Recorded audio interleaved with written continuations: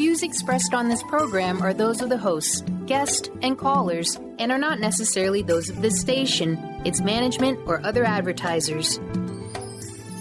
You're listening to Transformation Talk Radio.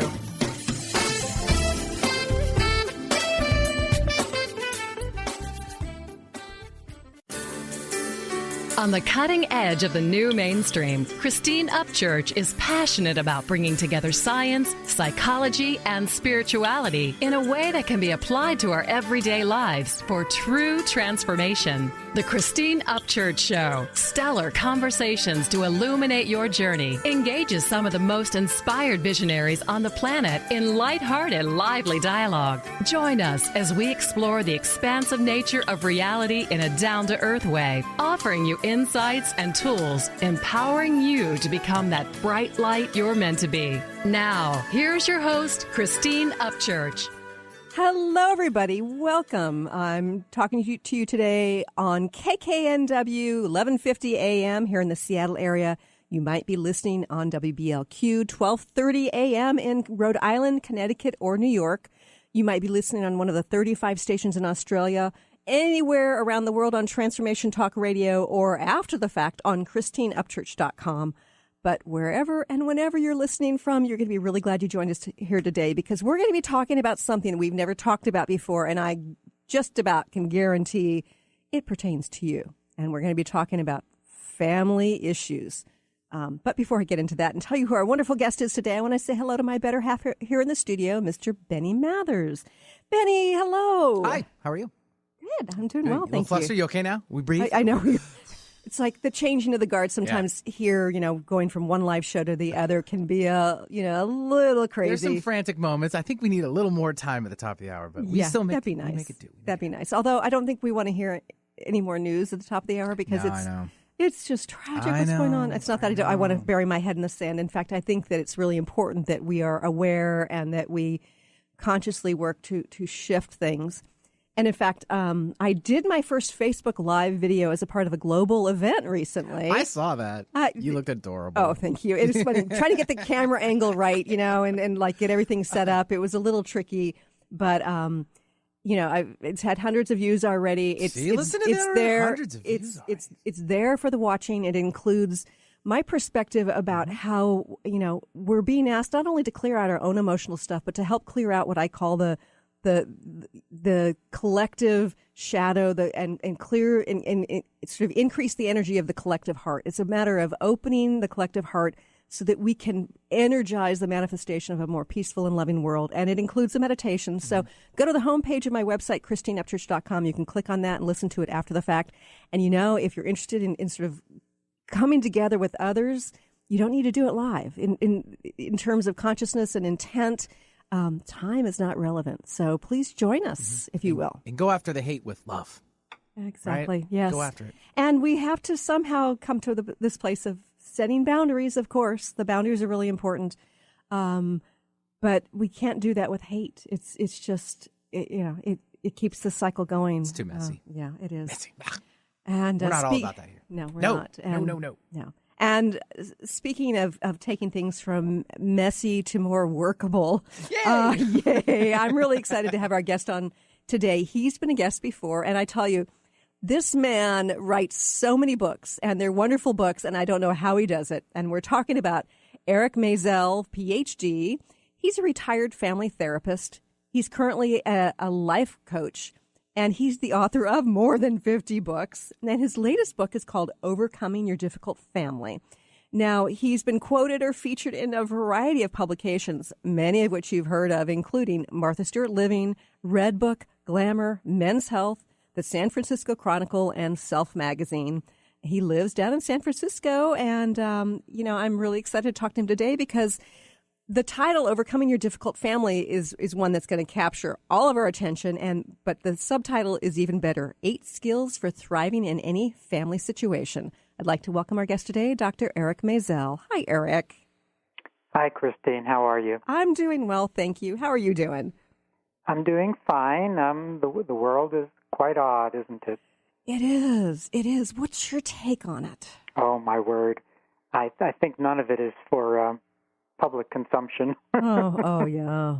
Oh, this is FCC controlled, so please don't swear on the air. Exactly. Yes. Yeah. We're just also dark inside right at this moment. I feel for that Congresswoman and her remarks, but at any rate, nothing much for public consumption. Uh-huh. So which Congresswoman's remarks are you talking about? I can't repeat what she did and then deleted. Oh. Is it ringing a bell? No, I don't think I follow this stuff pretty closely these days, which is sort of surprising because once upon a time I really felt like it was in my best interest to kind of separate myself from the news. And the past few months, it's felt really important to me to be following this. Well, I think I'm going to skip even talking about her because repeating what she said is actually dangerous in its own right. So okay. Maybe off the air we can chat. But the world is what it is right at this moment. Yeah, it's a violent place. So, gosh, you're a psychotherapist. You've got great perspective on ways in which we have wounds within, as individuals. What's our collective woundedness about, do you think? It's so difficult to say, isn't it? I've always been a fan of Camus and other existentialists, and you may or may not remember the very end of his novel, The Plague, which is an allegory about World War II, and he substitutes rats for Nazis. And the novel ends with a line that goes something like, "The rats always return for the edification of mankind." Oh. And I was reading these books when I was 5, 6, 7, 8, Sartre's Les Mots, and I've always believed that the rats return for the edification of mankind. That is, that this keeps coming back. What's here now keeps coming back, and that it's a substantial portion of the human race. Wow. In the 1950s, you will remember that a book came out called The Authoritarian Personality by Adorno. I'm not familiar with that book.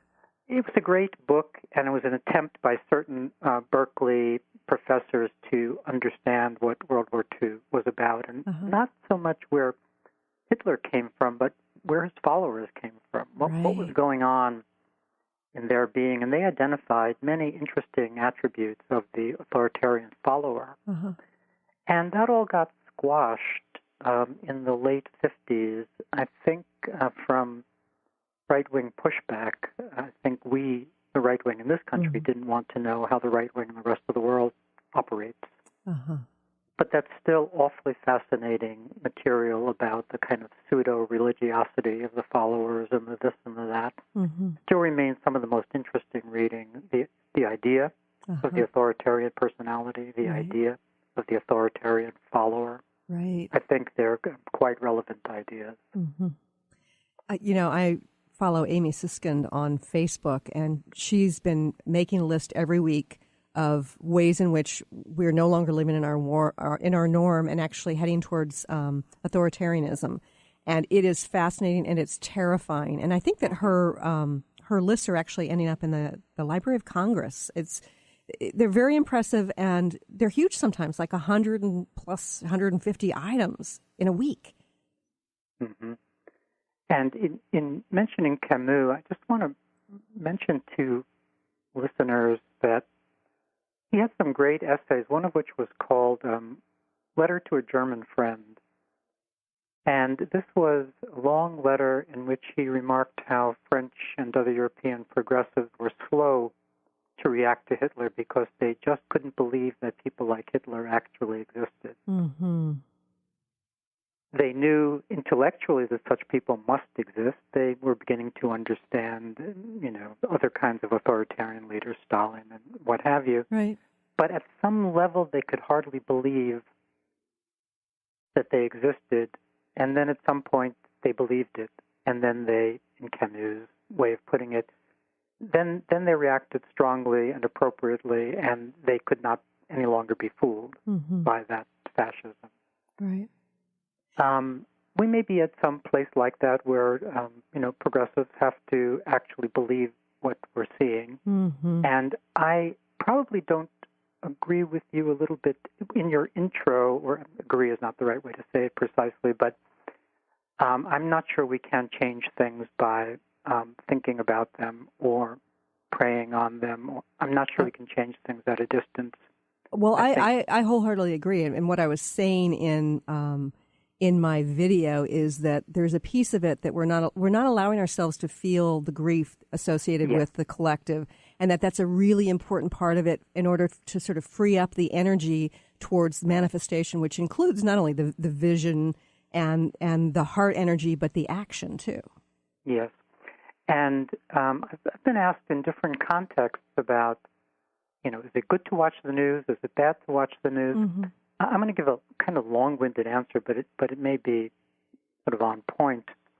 I believe in the idea of life purpose choices, that there isn't one singular purpose to life, but that we have to make our life purpose choices.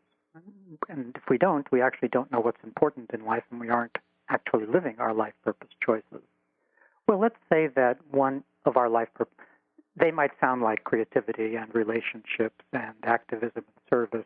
But let's say that one is activism, and that one's life purpose choice around activism is up right now. This is a moment where one feels one's activist persona needs to come to the forefront. That's different from listening to the news. Right. I think that people are being, really disturbed and pestered and maybe unnecessarily involved in the daily news. Seems to be really harming people to spend those 2 or 3 hours at the end of the day hearing stuff. Mm-hmm. If you want to be an activist, be an activist. But I think they're very different things. Listening to the news and being an activist, to me, seem to be very different things. And the one I think, the first is debilitating and the other is absolutely heroic and necessary. So how does a person be an activist with information? Without information? How do you not watch the news but have the information necessary in order to direct your activism in the way that makes sense? Well, I think it depends what sort of activist you mean to be. If you are one of many and mean to be in a march, then presumably you're part of some organization. You're in some particular news thread where you know that the march is coming and you march. Because I've been working with creative performing artists the last 30 years, I believe in a sort of creative activism where the thing you might be doing is like an Orwell or Camus or like other writers we could name, maybe using your linguistic skills to be identifying some particular thing to be writing about. Mm-hmm. If you're an investigative journalist, then you know you're working on some particular story. It's the idea of, for me, it's the idea of focusing on one isn't really an activist unless you're focusing on something to be an activist about. Right. For me, at this moment, it's mental health reform. I hate what's going on with kids and the overdiagnosis of kids. Oh, my gosh. My eye is peeled there. Mm-hmm. I'm the editor for Parent Resources at a big website called Mad in America. So I think we have to pick our activist threads. There, we have to be informed.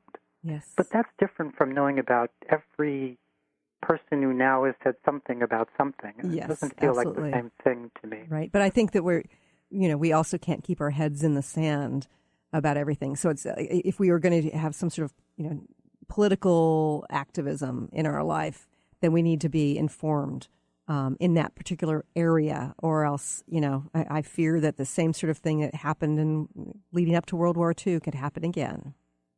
Yeah, and for me, sometimes I think of them as meaning containers.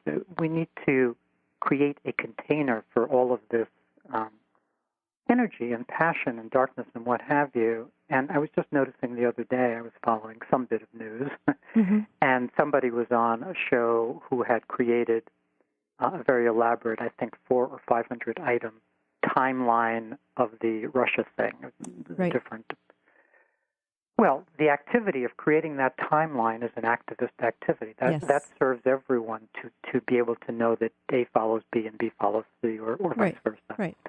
So that to me is how excellent activism works. You pick a thing to work on, and you really throw yourself in there, and then you're of help.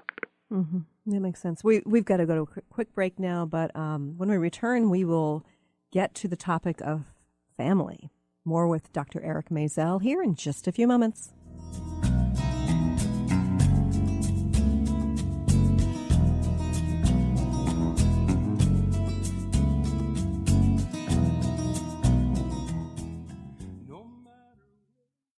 Chris Stanis is a spiritual leader and healer and teaches a course on how you can transform your life through a meditation and healing system that will manifest your spirit's dreams. She manifested the Women of Wisdom Conference, the Women of Wisdom book, and this radio show. And she can show you how to change your life too. Are you ready? Visit the website and contact her at voicesofwomentoday.com. That's voicesofwomentoday.com. What is a brilliant culture? And how do we create them? Why are they important? Claudette Rowley has created a breakthrough 5-step process to help you design a culture that is authentic, innovative, and successful. Learn how to create change with Cultural Brilliance Radio, the DNA of organizational excellence, and Claudette Rowley. To learn more or work with Claudette, visit ClaudetteRowley.com. The goal for the Art of Powerful Living Radio is to inspire every human to live lives that are rich, fulfilling, on purpose, and fun. This hit show with Robert Schoenfeld is a fresh approach to boldly living our lives with creativity, courage, patience, wisdom, love, and power. Join Robert every month with Dr. Pat Basotti for the Art of Powerful Living Radio. On the cutting edge of the new mainstream, Christine Upchurch is passionate about bringing together science, psychology, and spirituality in a way that can be applied to our everyday lives for true transformation. The Christine Upchurch Show, stellar conversations to illuminate your journey, engages some of the most outstanding visionaries on the planet in lively dialogue to inspire you to become that bright light you're meant to be. Join Christine every Friday at 11 a.m. Pacific Time on KKNW, AM 1150, and Transformation Talk Radio. I'm Christine Upchurch, and this is a Stellar Reflections Minute. For centuries, spiritual traditions have talked about how humans have an energy field, or aura, surrounding them. Although skeptical scientists refuted this for decades, science is now beginning to catch up with spirituality. Scientists can actually measure light emanating from living beings, so they can measure the human aura, which in scientific terms is known as the biofield. Many medical practitioners around the world use an instrument to evaluate a patient's biofield for the purpose of diagnosing illness. They understand that imbalanced or insufficient light in a person's energy field indicates a physical or emotional problem. The good news? There are ways to balance and increase your light, resulting in greater well-being. For more information, please check out stellarreflections.com or call 425-999-9836. That's 425-999-9836. You laid your footprints here along the timeless sea. We have not been. Welcome back to the Christine Upchurch Show here on KKNW, WBLQ, and Transformation Talk Radio. I just love Michael Tomlinson. Thank you for playing that. Yeah, shout out to Michael Tomlinson. He is a musician here in the Seattle area. He's been on the show before, and he's just got such heart, such insight, such wisdom, and he's a great musician, too. I like it, too. Yeah, thank you. We are talking today to Dr. Eric Maisel, and Eric, you and I were talking about sort of the state of the world and the upheaval, and I know that that's like the macrocosm, and the microcosm more relates to our individual lives and our families. Your latest book, a gazillion books you've written, I'm so impressed with all the books you've written, is Overcoming Your Difficult Family, 8 Skills for Thriving in Any Family Situation. So let's just first start at the high level. Why do we tend to have such issues with our family even after we grow up? Lots of ways to think about it. One is the idea of original personality, which psychology doesn't discuss. I have a very simple model of personality as being made up of 3 parts. Original personality, which are the endowments we come into the world with. And anybody who's had kittens or puppies or kids knows that every creature comes into the world itself. And then there's formed personality, the person we become over time. And then what I call available personality, namely our remaining freedom to be the person we would like to be. Well, as I say, psychology thinks nothing about original personality. It sort of acts like everybody comes into the world the same. Really? And then develops or undevelops. Yeah. Oh, that's strange. Which is odd because everybody knows that isn't true. But what that means is not only you, but your siblings, your parents, everybody in your family, every human being is already somebody to begin with and may well stay that somebody forever. And that person may be a little sadder, a little more anxious, a little more tyrannical, a little more sensitive, a little more this, a little more that. So one of the reasons this family dynamics turns out to be so difficult is that everybody is themselves. They're not for each other. There was a phrase in family therapy a while back called the pseudo-mutual family. That is a family that looked like all family members were on each other's side, but nobody really was. And that seems to me to be a truer model than the 1,000-year romantic troubadour love model of we all love each other in this family. That doesn't seem to me to be the true model, we all love each other in this family, but rather everybody has their agenda, their original personality, their resentments over small things and big things, surprisingly over small things. Sibling wars are amazing. I've done maybe 30 or 40 interviews in support of this book, and every first or second host wants to talk about their own sibling ruptures and sibling difficulties. That looks to be one of the sort of unexplored areas of family life, how hard a time siblings have with each other. So I think there are lots of different ways to think about this, but the main point is that it is true that family dynamics are difficult and that families are difficult places to live in. And I think that the simplest sort of statistical way of looking at it is if, which is the case, half of marriages end in divorce and 3/4 of second and third marriages end in divorce, and many other marriages ought to end in divorce where folks are staying together for the kids or for financial reasons or for social reasons. If you just do that math, it looks like 3 out of 4 families, at the center of those families are couples that are not liking each other, are not okay. So how can anybody in the family be okay if the main partnership is not okay? So are there situations where the main partnership is good and yet there's still dysfunction in the family? Sure. And sometimes I think of those as kind of a subversive unit in the good sense, like a little resistance cell, that couple that really is good together having to deal with his parents and her parents and her siblings and his siblings. So lots of other things can be going on, even if that main relationship is going well. And right now, there are a lot of interesting and difficult dynamics among siblings around taking care of the aging parent. There's a lot of that going on. Absolutely. And then there's the one sibling who's the sort of the selfless one, or the one who gets dumped upon, or however that role gets adopted, who ends up having to take care of aging mom or aging dad, and the other siblings want no part of that. And then there's all of the inheritance questions and so many things going on that often lead to real ruptures where, siblings never talk to each other again. Wow.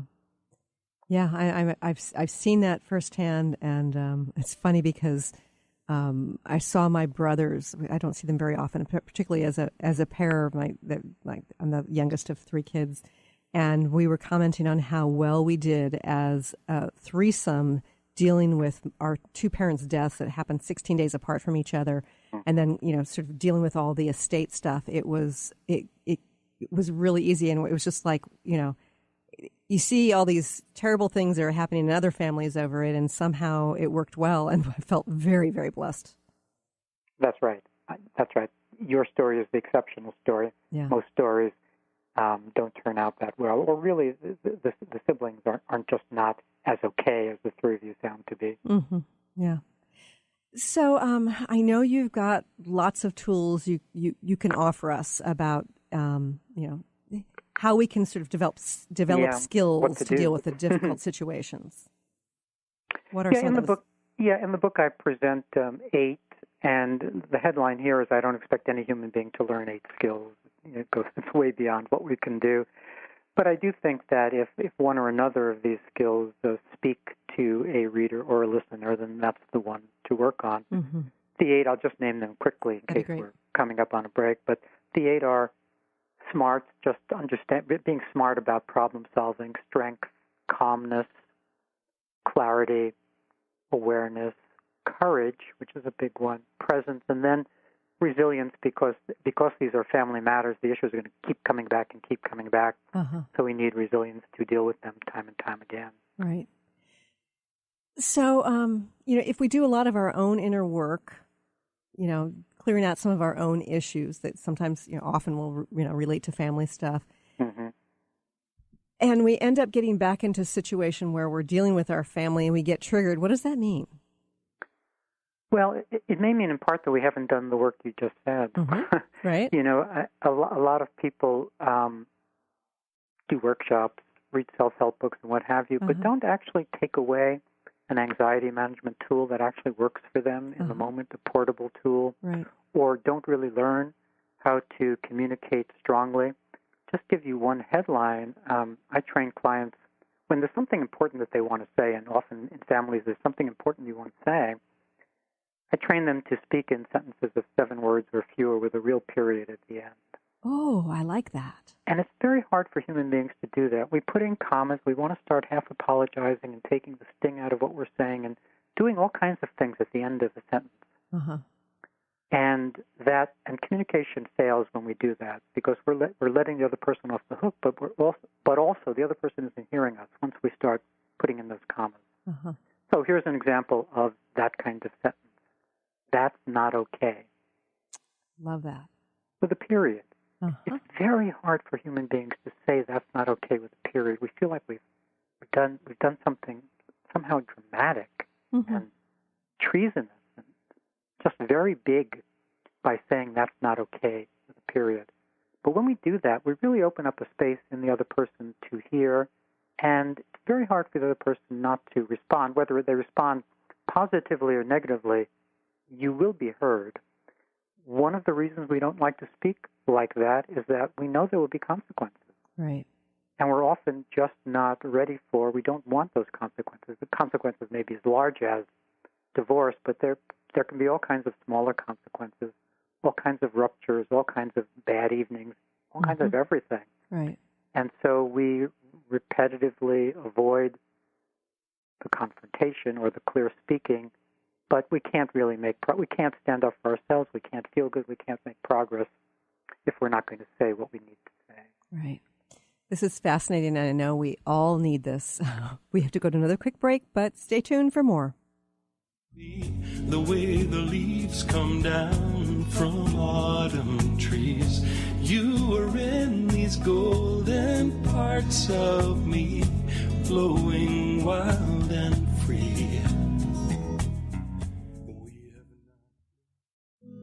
I'm Christine Upchurch, and this is a Stellar Reflections Minute. What does the word healing mean? Many think that healing merely means eliminating symptoms. However, based on my many years as a healer, I have a much broader perspective on the word. Healing can manifest in a variety of ways, including having physical problems resolved, becoming more emotionally centered, experiencing better relationships, gaining greater clarity, and feeling more spiritually connected. True healing always includes some level of transformation.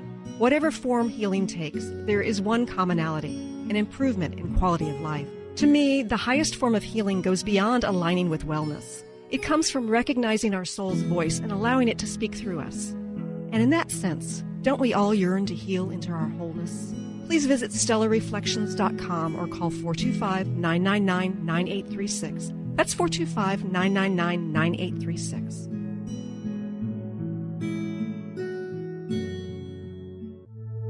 Hi there, my name is Audrey Michelle, host of Rewired Life Radio and a spiritual growth coach. I talk about this all the time on my show, listening to your body and acting on intuition. What do these things even mean? Here's the thing. About 10 years ago, I figured out I was doing it all wrong. I mean, I wasn't unhappy, but was I really happy? And then life sent me a spiritual smackdown, like it does, because I wasn't listening to my best resource, my body and my intuition. I was living from a place of fear. I was stressed and I was in pain, and I seemed to be happily unhappy. Mostly I just didn't know what I didn't know. And what I didn't know was that my body and my intuition had all the tools I needed to live life as my best self. I'm sharing the tools I have learned over the last 10 years of my healing journey in my online class, Soul Awakening, beginning September 19th. Learn more. Go to audreymichelle.com/awaken. That's Audrey Michelle, spelled MICHEL.com/awaken. On the cutting edge of the new mainstream, Christine Upchurch is passionate about bringing together science, psychology, and spirituality in a way that can be applied to our everyday lives for true transformation. The Christine Upchurch Show, stellar conversations to illuminate your journey, engages some of the most outstanding visionaries on the planet in lively dialogue to inspire you to become that bright light you're meant to be. Join Christine every Friday at 11 a.m. Pacific Time on KKNW, AM 1150, and Transformation Talk Radio. Have you been seeing numbers like 111 and 222 everywhere you go? Do you feel that the universe may be trying to get your attention, perhaps offering a message of some sort? As it turns out, numerical patterns and certain types of geometry form the very fabric of our reality, from cells under a microscope to the astronomy of our night sky. At Stellar Reflections, we offer special sessions which tap into these patterns, designed specifically to support you on your journey. The 111 and 222 activations are sessions activating new patterns in your energy field, which in turn can help you create new patterns in your life.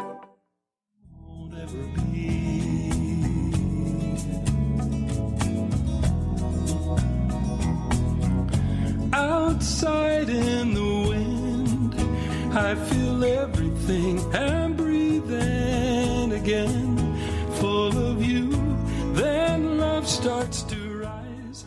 Welcome back to the Christine Upchurch Show here on KKNW, WBLQ, and Transformation Talk Radio. And again, that's Michael Tomlinson. You know, he's got some great music. I'm having a conversation today with Dr. Eric Maisel.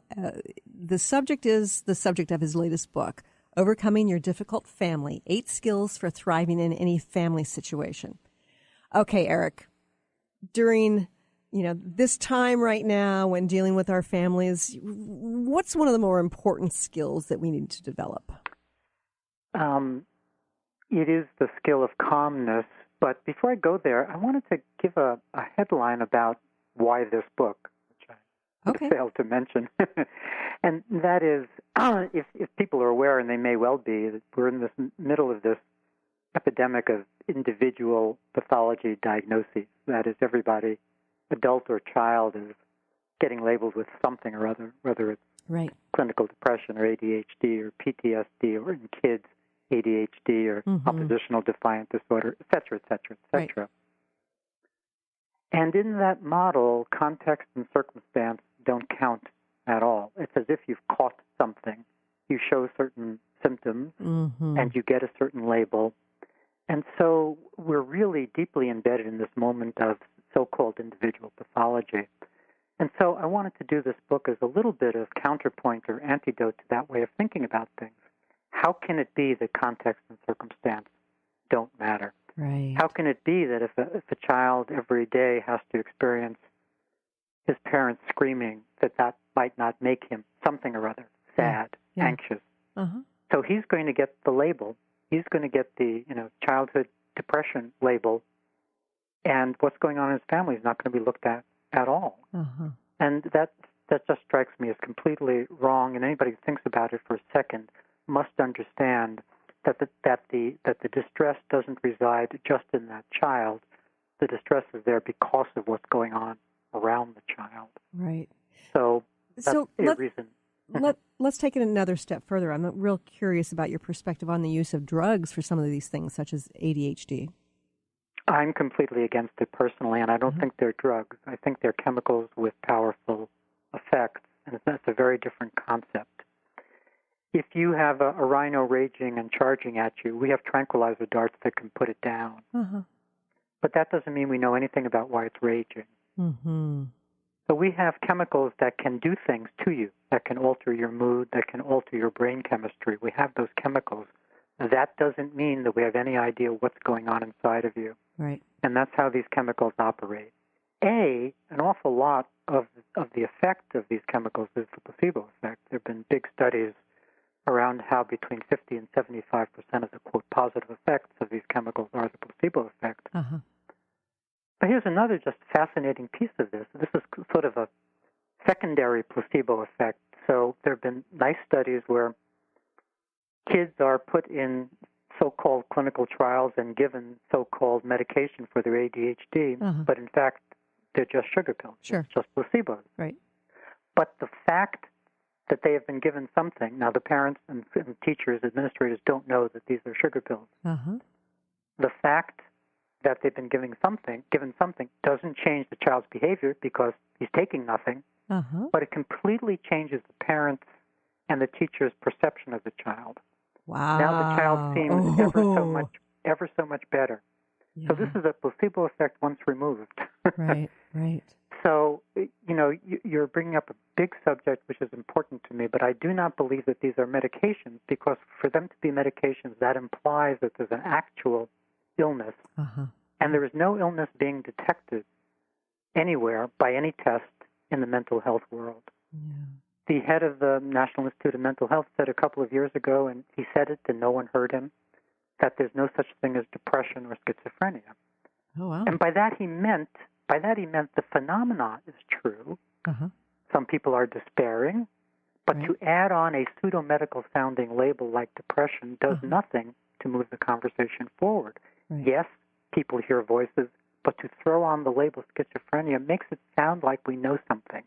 Makes it sound like, oh, here's this identifiable illness called schizophrenia. There's no such thing. There is no identifiable illness. We don't know why a person is hearing voices. And I have a lot to say about that, which we can't quite go to right at the second. But the main point is, if there is no illness, it can't be medication. It can only be a chemical with a powerful effect.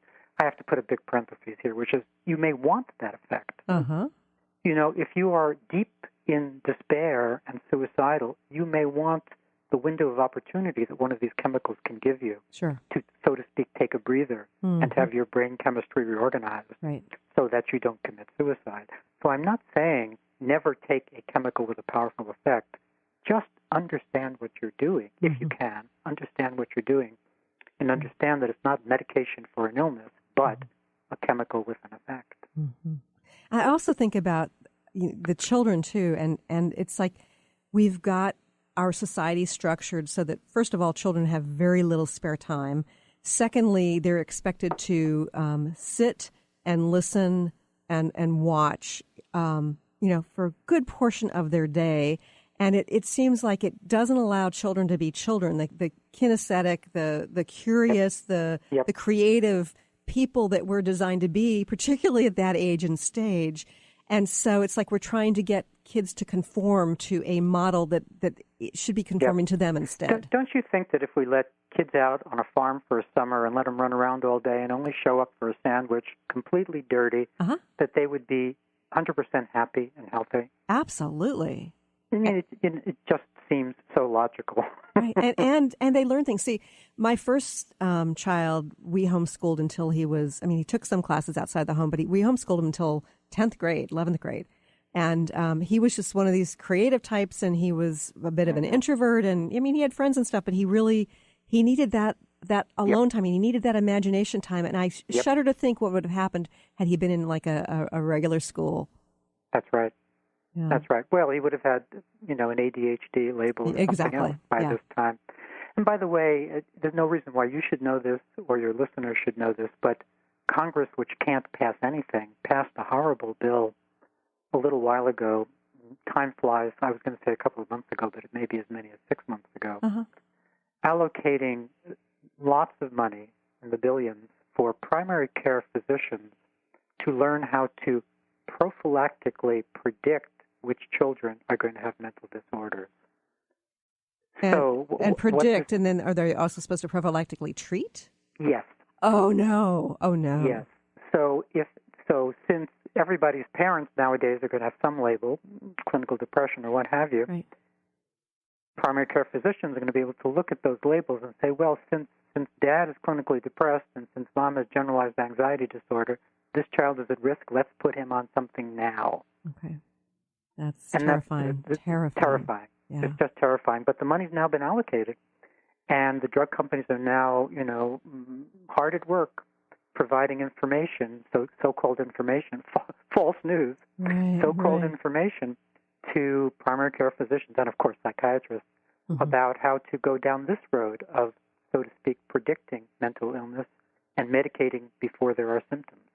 So what are the ramifications of essentially suppressing some of the symptoms associated with, what's going on inside of a person? Well, we're not fully alive if we're in some zombie state produced by medication. Mm-hmm. And as I say, I work primarily with creative and performing artists, many of whom are on antidepressants and other psychiatric medication and hate it. Oh, yeah, because that's the paradigm. Depending on which office you walk into, if you walk into an MD's office or a psychiatrist's office, by the way, parenthetically, the amount of time a psychiatrist spends with a new patient is down to 15 minutes. That's horrible. What can that be about except I say I'm depressed, you agree I'm depressed, and you start the prescription. That's all that can go on in those few minutes. It's a certain kind of transaction. So whether you're a writer or a farmer or anybody, if you walk into that office and you say I'm depressed, which is the language you're going to use because that's the language of common parlance, you're not going to say I'm despairing. Nobody says that. Sure. You're not going to say I'm sad. You're going to say I'm depressed. The practitioner across from you is going to say you're depressed. And, he has to get 2 or 3 other symptoms from you, which he'll get, sleeplessness or loss of appetite or loss of interest in your usual pursuits or what have you. All of those things are going to be true because you're depressed, because you're despairing. So all of the symptom picture is going to be there. It's just going to take nothing. And, a clerk at a pharmacy could do the same checklist, just a checklist. Right. Because there are no tests to run, nothing going on except a checklist. So at the end of those 15 minutes, you will get that medication, and you're going to be in this battle with yourself thereafter between, I think it's having some kind of positive effect, but I can't create. Completely knocked out my creative genes by virtue of whatever this chemical is doing. Right. So, that's one piece of the answer. And I want to put a parenthesis here just for someone who's listening and says to herself, wow, I should get off this. Don't just get off it like snapping your fingers. Yeah. These are very dangerous chemicals to get off too quickly. So if you decide to get off these chemicals, please do some research as to the best ways of getting off them. And I think coming to the website that I mentioned before, where I'm an editor, madinamerica.com, which is Robert Whitaker's website. He's written Anatomy of an Epidemic and Mad in America and other good books. That's the place to go if you want to learn how to get off these so-called medications. Okay, great. And this segment, we talked a lot about, what's not working and not dealing with our issues. When we return, Eric, I'm going to want you to share about some more strategies for dealing with some of our family issues and dynamics. More with Dr. Eric Maisel here in just a few moments. Long distant thunder, I see a flashing light in the night. You show me that Calling all moms, it's time to awaken your vibrant, intuitive, loving self in every area of your life. Join host Debbie Pokornik as she shares thoughts, stories, and tools to help you stand in your power. Listen to Vibrant, Powerful Moms, helping everyday women create extraordinary lives. Mondays at 2:30 Pacific, 5:30 Eastern. For more information about Debbie, visit empoweringenergy.com. That's empowering with letters NRG.com. I'm Christine Upchurch, and this is a Stellar Reflections Minute. As a former research statistician, my scientific background is what many would call sensible. For more than a decade now, I have been working in the field of energy medicine, facilitating sessions and teaching around the world. People from the mainstream often ask me, how did a sensible woman like you end up working in such an alternative field? Implicit in their question is the underlying assumption that the field of subtle energy, such as energy healing and intuition, isn't sensible. But I believe it is very sensible. Even scientists are able to measure aspects of this. Approaching life from an energetic perspective brings us new opportunity for healing and transformation. And from a practical standpoint, even if you can't rationally explain how something works, if you experience a shift from it, then doesn't it make it pretty sensible? Please visit stellarreflections.com or call 425-999-9836. That's 425-999-9836. Wow. Hey, everyone. Welcome. Welcome to the Dr. Pat Show. This is Talk Radio to Thrive By. I'm telling you, I got to pinch myself some days because when each of us gets called to do something that we so not thought was in our wheelhouse to do for a purpose that's so much greater than us, we get to show up and shine. If you would like to show up and shine on the Dr. Pat Show as a co-host or sponsor, send us an email to inspire@thedrpatshow.com. Is traditional medicine not working for you? Do you still feel as if your health isn't 100%? Here at the Holistic Medical Center, Dr. Nushin Darvish and the qualified staff look through the dimensions of wellness and start a healing plan prioritized to your needs. Our physicians assess the whole you until complete health is achieved. Get the help you need by visiting drdarvish.com or call 425-451-0404. Hi, this is Laura Richer, host of On the Verge Radio. Sometimes you hear encouraging messages like transform your life now, become empowered, create the life you crave, and it all seems overwhelming and you're not sure where to start. I'm here to tell you that self-improvement is not always fun and easy, but it is always worth it. The path to creating positive changes begins with releasing the things that have been holding you back. Then you can create a life that inspires you. I know this because I've done it. You can find out more about what I do by visiting my website, seattlehealinghypnosis.com. I look forward to supporting you on your journey.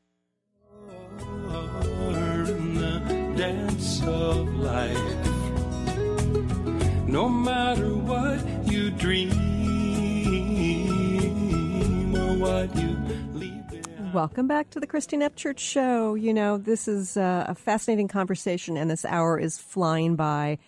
Eric, you know, we've got a lot of stress in our lives, and there are always issues. I think there are almost always issues within the context of family.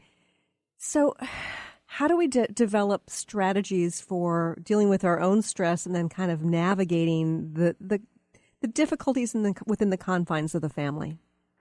Well, for dealing with our own stress or anxiety, whichever to call it, we want to acquire some anxiety management strategies that actually work for us, which means we're going to have to practice them. I believe in simple things, though. As I say, I don't think people can really do complicated strategies. We're just too busy rushing around to deal with that. So one of the skills I teach in the book is the skill of calmness. And one of the strategies I have there is the simple one of acquiring a snow globe, which maybe you still have from childhood, and shaking it. And as the snow settles, just feeling yourself settle. That is patiently carving out a little time to do that kind of exercise where you're using the snow globe for a kind of visual reminder of what you're attempting to do in your being. I like that. There are lots of strategies like that. We were talking off air about visualization. One visualization I like with respect to calmness is visualizing a switch somewhere inside of you where, when you flip it, you just become a calmer person. And what you're really doing when you flip that switch is you're saying something to yourself. You're saying, no more dramas, no more histrionics, no more this, no more that. I don't want to create my own anxiety and stress. Let me just get rid of all of that and demand of myself, decide to be calmer. Right. So flipping that switch is a certain kind of simple visualization that a person can do at any time. Another kind of tactic is just deep breathing. 5 seconds on the inhale, 5 seconds on the exhale. Been known for thousands of years that reduces stress. Right. And then all kinds of cognitive solutions where you don't say things to yourself that increase your anxiety level. You learn to only, this is a very high bar place, but you learn to only say things, think thoughts that serve you. That's a tough one. That's a really tough one. It's a tough one, but again, most people aren't even trying to get close to that high bar idea. And then just the last one, just to mention, and that's the idea of marrying a useful thought, a good cognition, with a deep breath, allowing for both of those things to serve you, dropping a thought into a breath. I call those things incantations, but they're really affirmations in a breath. And so if you can find some little phrase, 3 or 4, it has to be a short phrase because it has to fit in a breath, something like, I feel supported, or I'm perfectly fine, or just some set of words that are short enough to drop into a breath, and then just do a little deep breathing and speak those words to yourself.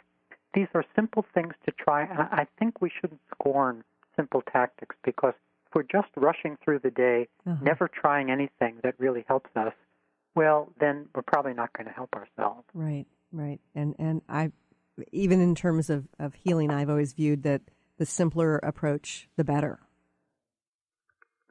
So, go ahead. If I can just piggyback on what I just said, because I think it's important, and it can go in one ear and out the other, but thinking thoughts that serve us is different from caring about whether a thought is true or false. It's a very big point. There are lots of true thoughts that we don't have to countenance, that don't serve us to think. I'll give you an example from my creative performing coaching life.